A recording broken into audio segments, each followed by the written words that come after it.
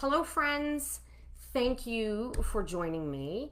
If you are in the middle of a life transition, that can be divorce, empty nest, relocation, career change, or just a season where life feels uncertain, then this is for you.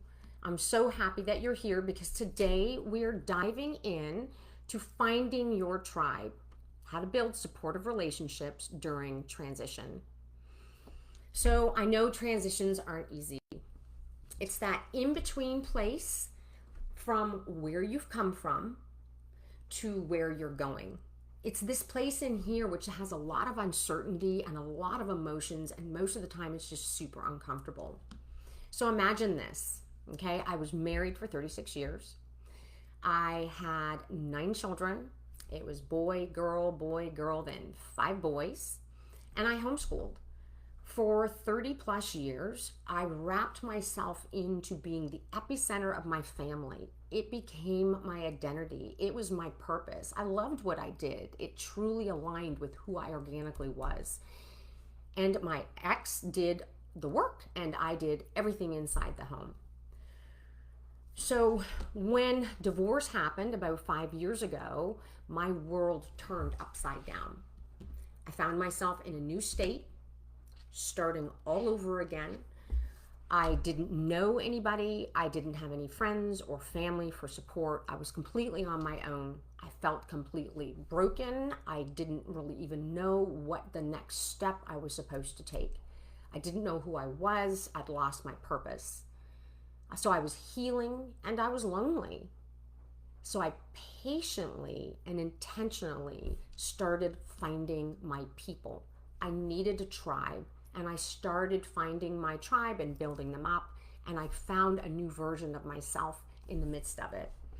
So remember, the only constant in life is change. So fast forward 5 years, and now I'm going through relocation again.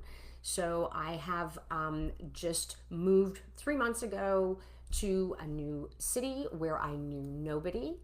And I'm kind of on my own, starting over. But this time, I know the true value of finding your tribe. So whether you're feeling isolated or shaky or with everything that's going on in your life right now, just know that finding the right people and having them around you make a huge difference. So whether you're watching this live or catching the replay, drop a hi down in the comments. Share if you're navigating a season of change, what that might look like for you. And I'm going to talk about the emotional weight of transition. So transition is extremely disorienting. It comes with grief. You're mixed up. You're not quite sure. You know where you came from, but you're not really sure. You don't have a lot of clarity on where you're going and what exactly that's going to look like. The grief comes from you're losing the familiar. No matter what it was, what was familiar, you no longer have anymore. Your expectations, what you thought you were going to have, you don't have.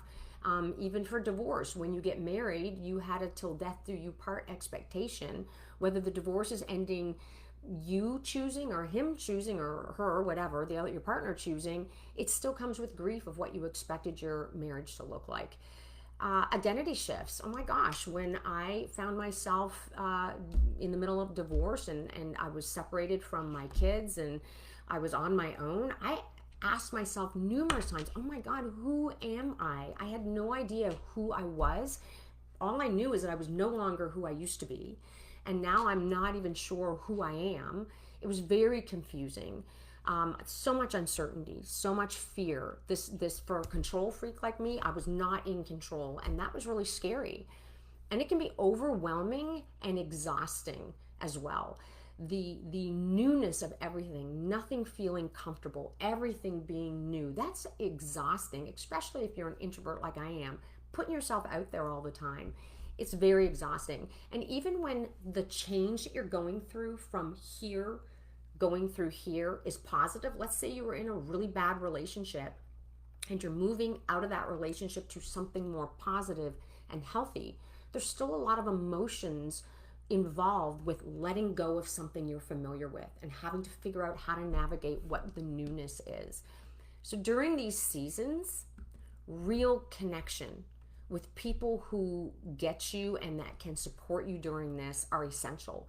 We are not wired to figure it out all on our own. I mean, don't get me wrong. I am strong. I am woman, hear me roar. I get it. I can do it. I have done it, and I can do it again if I have to. But here's the key is you don't have to do it alone. Casual acquaintances and those deeper, meaningful connections, those are your tribe. Those are those people that round out, fill out your life, make you feel like you're not doing it alone. And don't brush off acquaintances too quickly. A lot of people are like, well, yeah, just acquaintances, and then, I'll get rid of those once I have better friends. Acquaintances serve a really good purpose. Imagine your tribe as having an inner circle and an outer circle. And the acquaintances are on the outer circle, and they're good. They're every season, your acquaintances can come in as quick company. They can be just fun. They keep you busy if you just want to be distracted. They can give you good recommendations for things if you need that when you're relocating or just starting out somewhere you're unfamiliar with. It's the deeper, more meaningful connections, though, that inner circle, that's going to be the people who lift you up genuinely. And it takes a lot more effort to create those relationships, but they are well worth it. Those are your inner circle. Okay, so we talked about those relationships and what you're looking for when you're trying to build your tribe, but specifically when you're creating your tribe, what to look for. And I am using the word create because I'm going to remind you that when you're sitting home in your comfy jammies or sweats on the couch with your dog watching Netflix, your tribe's not just going to show up at your door. There's a lot of intentionality involved, choices you have to make, and it's creating your tribe, and it can take a lot of work, but the sunshine component of that is that you get to create it the way you want it for exactly what you need in this particular season of your life. So be aware that a season of transition, being in that middle space, is a very prime teaching opportunity. There's a lot of room for growth and a lot of education that happens about ourselves. We learn about ourselves, and most of that learning is done through a trial and error experience. So you knew yourself back here. You get into this transition of where you're heading towards this next chapter. You have these identity shifts. Well, who am I? What's my purpose? What am I doing now? And so you try things. You try different things and you're going, well, that's definitely not it. Or you go, well, who knew? I had no idea I'd like that. So it's trial and error and giving yourself grace and space as you're working through that. For example, when I was raising my family, I was not a spontaneous person. Spontaneity freaked me out.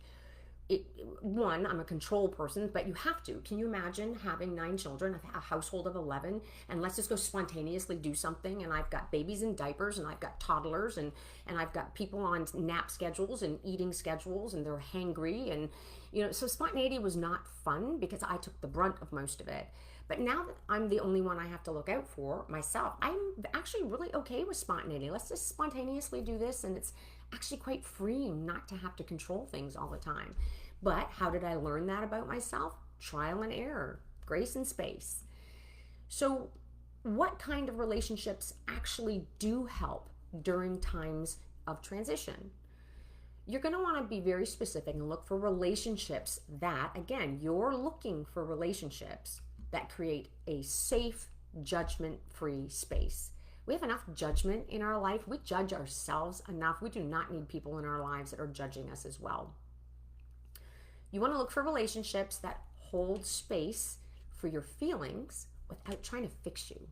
You're not broken, and any changes that are going to happen because you make the choice in that trial and error period, not because someone's trying to fix you.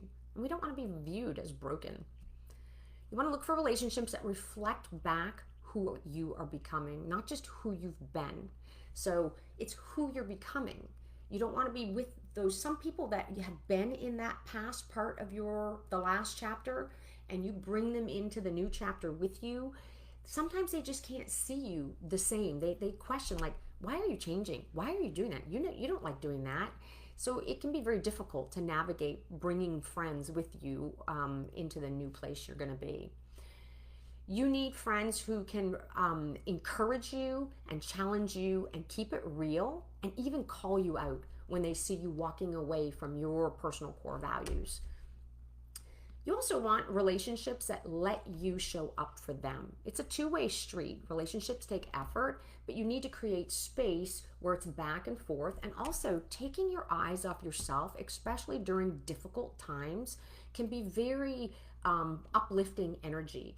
When we're not focused on ourselves and woe is me, you can slip into a victim mentality really quickly. Taking your eyes off of yourself and thinking about others before yourself can offer you much more positive energy in your life.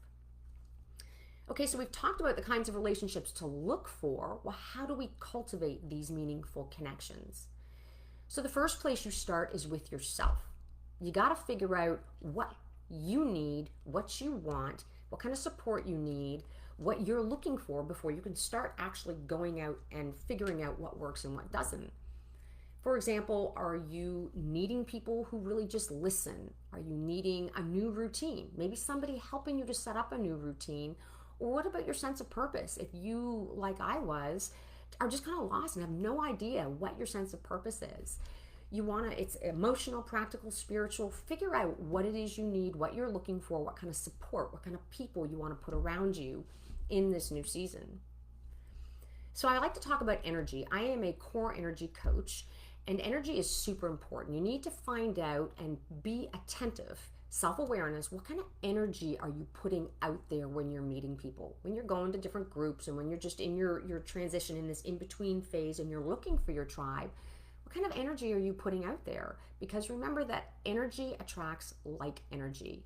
So I've had some clients come to me and say, I've done everything you suggest, but I just keep these people around me. I just keep attracting these kind of Debbie Downers, and they're so victim mentality, and they're always so negative.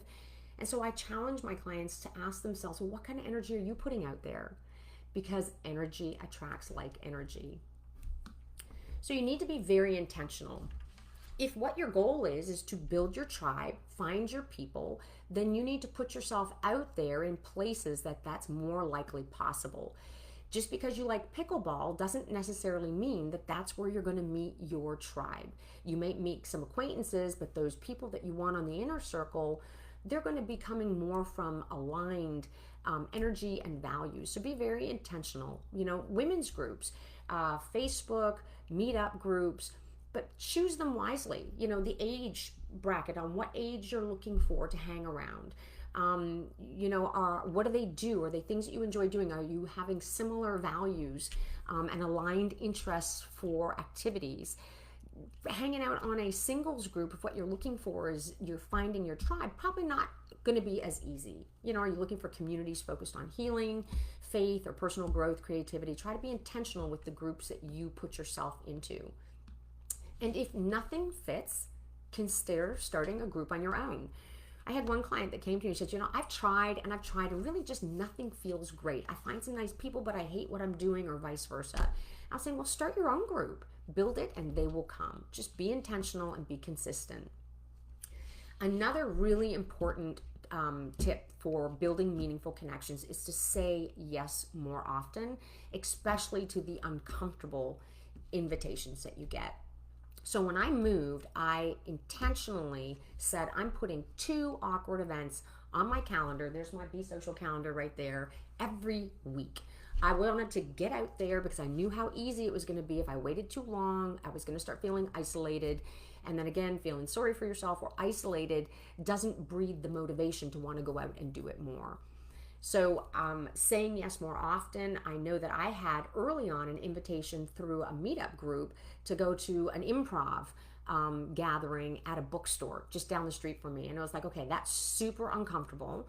I'm an introvert. The idea of doing that freaks me out, but going to it, it just wasn't something I'd done in a very, very, if ever, time. So again, trying to find who I am now in this in-between season, I accepted the invite, even though it was uncomfortable, and I ended up having a good time meeting some really cool people. And at the end of the night, I actually ended up getting up for a 5-minute little ditty because it was just an organic thing. It just felt natural. I had no intention, but it just felt natural. And I was really proud of myself when I went home that night. I have met people here in my move that have said, I've been here for over 2 years and still not met my people. And I'm thinking, okay, that's not going to be me. You have to be intentional and you have to be consistent. Remember, they're not coming to your door. So other ideas around making meaningful connections would be leading with vulnerability. So some people share more vulnerably easier. Other people struggle with that. So even just a crack, open up just a crack and share your story, even just a little, and allow others to share theirs. Saying something like, hey, I'm in a bit of a transition right now and it's really uncomfortable. That can go a long way. But remember, don't fire hose people. Nobody wants to be, hey, I just met you, what's your name? And then all of a sudden you just on them everything that's going on in your transition. Little bits, little time, back and forth. And let go of the relationships that don't serve this version of you. Just release the connections that can't meet you where you are. That's not bitterness, that's boundaries. That's talking about the relationships that may have come with you into this transition. You need to really ask yourself, are they holding you back from becoming the version of you you really want and are meant to become? Because they can't see you any differently than the past. It's not about resentment or bitterness, it's about boundaries. Not everyone comes with you into the next chapter, and that's okay. Some people are only meant to be with you for a season, even some of the closest people to you. When I went through my divorce, again, when you say till death do you part, you're thinking that's a forever thing. And the people and the family and the friends you create in that season, when you start transitioning, especially due to divorce or any kind of separation or a relocation, it can be very uncomfortable. And sometimes you feel like, oh, well, I don't want to cut, I don't want to hurt anybody's feelings, but you have an opportunity in transition to have a blank canvas to build yourself up to be whoever it is that you want to be moving forward. So if you feel like some of your connections just can't meet you where you are now, it's okay to release those. Okay, so let's talk about some tools and mindsets that help during this transition and trying to find your tribe. So your people exist. I'm going to say it again.